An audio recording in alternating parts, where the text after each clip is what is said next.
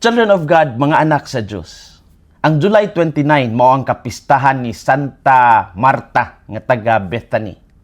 Si Martha o Bethany mao ang igsuon nila ni Maria ug Lazaro nga nagpuyo sa Betania o Bethany, usa ka baryo nga duol sa Jerusalem. Ang ilang panimalay nahimong usa sa mga paborito nga dapit nga kapahulayan ni Jesus sa iyang ministry. Nailhan si Maria isip usa ka maabi-abihon og kugihan nga babae nga kanunay nag-atiman sa mga bisita. Kada higayon nga moabot si Jesus sa ilang balay, si Marta magkarakara dayon sa pag-abi-abi, samtang si Maria magpabilin sa tiilan sa Ginoo aron maminaw sa iyang pulong. O sa lain pod nga panghitabo, sa pagkamatay ni Lazaro, si Marta mao ang unang nisugat, nigawa siya aron sugaton si Jesus, o mipadayag si Marta sa iyang dakong pagtuo nga siya nagtuo kang Jesus isip mao ang Mesiyas, ang anak sa Dios. Tungod sa iyang kinabuhi sa pag-alagad, si Santa Marta giila isip patrona sa mga kusinero, mga hotel o restaurant workers, mga housekeepers, homemakers, o sa tanang nag-alagad pinaagi sa Ministry of Hospitality o maabi-abihong pagdawat sa uban.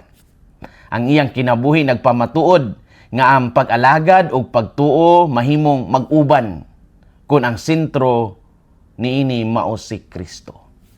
Sa Ebanghelyo karong adlaw, mibisita si Jesus sa balay nila Marta ug Maria. Samtang si Marta nagdali-dali sa pag-andam o daghang buluhaton, si Maria mipili sa pagpaminaw sa pulong sa Ginoo. Og dinhi na maymayan ni Jesus si Marta kay siya man niingon sa Ginoo nga patabangon ang iyang igsoon sa pagpangandam sa kusina alang sa mga bisita. Unsay makutlo nato karong adlaw? Unang punto, ang pag-alagad kinahanglan magsugod sa pagpaminaw sa Ginoo. Si Marta dili dautan tungod kay nag-alagad siya. Gani sa pagkatinuod, ang iyang pagkamahigugmaon o ang iyang pagkamaabi-abihon mahinungdan nga malipayon si Jesus sa pagbisita sa ilang balay.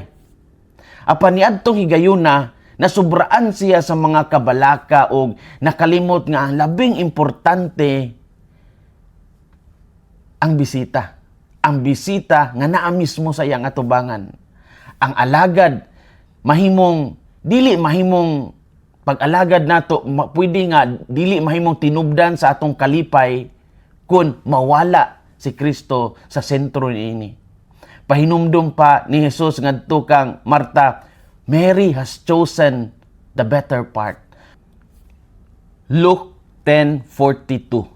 Sa binisaya nga hubad, gipili ni Maria ang labing maayong bahin. Wala nagpasabot si Jesus nga walay bili ang pagtrabaho o ang gihimo ni Marta.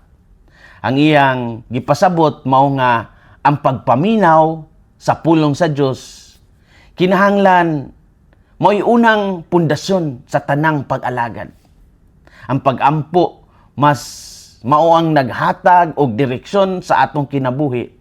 Kung puno ang atong adlaw sa mga buluhaton apan walay panahon alang sa Dios, dali kitang kapuyon ug mawad-an og gana ug kalinaw. Ang pag-ampo dili pag-usik-usik sa panahon, kini mao ang maghatag og kusog sa tanan natong buluhaton. Daghan ang busy karon, apan dili tanan adunay kalinaw. Ang usa ka tawo mahimong abtik kaayo sa trabaho, sa negosyo o bisan sa mga buluhaton sa simbahan, apan mahimong huyang ang espiritu kon wala natay panahon sa Ginoo. Mao nga kinahanglan balanse ang pag-ampo ug pag-alagad. Ang pag-alagad kinahanglan magsugod sa pagpaminaw sa Ginoo. Ikaduhang punto, ang pagtuo makita sa pag-alagad o sa pagsalig kang Kristo. Bisan na maymayan ni Jesus si Marta, wala ni nagpasabot nga kulang ang iyang pagtuo. Sa dihang namatay si Lazaro, si Marta, hinumduman nato, mipakita og usa ka labing laom nga pagpadayag sa pagtuo diha sa ebanghelyo. Gipakita niya nga ang tinuod nga pag-alagad mutubo gikan sa pagsalig kang Kristo. Sa gihimo niya nga pagsugat sa dihang namatay si Lazaro, si Marta nakapamulong nga siya nagtuo kang Hesus nga maugayod ang Mesiyas, ang anak sa Dios. Nagpakita ni nga si Marta dili lamang maayong alagad kundi usa ka babae nga adunay lig-on nga pagtuo. Dili igo nga magampo lang ta kung walay pag-alagad. Dili usab igo ang pag-alagad kung walay pagtuo. Ang duha kinahanglan mag-uban aron mahimong hingpit ang atong pagsunod kang Kristo. Sa matag adlaw adunay higayon nga mahimong sama kang Marta ug sama kang Maria. Kinahanglan kita motrabaho, mag-atiman sa pamilya ug mutuman sa atong mga responsibilidad.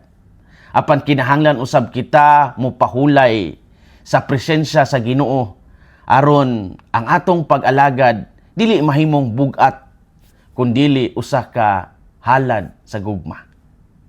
Ang pagtuo makita sa pag-alagad ug sa pagsalig kang Kristo. Story time. Niadtong 2021, si Pope Francis pinaagi sa Dicastery for Divine Worship and the Discipline of the Sacraments, nagpagula og usa ka decree nga nag-ili sa selebrasyon sa July 29 gikan lamang kang Santa Marta ngadto kang Santa Marta, Santa Maria ug San Lazaro. Kini gibuhat aron ipakita ang dakong papel sa tulo ka managsuon isip higala ni Hesus ug mga modelo sa Kristiyanong kinabuhi. Sa wala pa ni, si Santa Marta lamang ang ginasaulog sa General Roman Calendar niadtong adlaw. Ang bag-ong decree naghatag og mas laom nga pagtan-aw sa ilang panimalay, isip simbolo sa pag-abi-abi kang Kristo. Si Marta nagrepresentar sa pag-alagad, si Maria nagrepresentar sa pagpaminaw o pagpamalandong sa pulong sa Dios.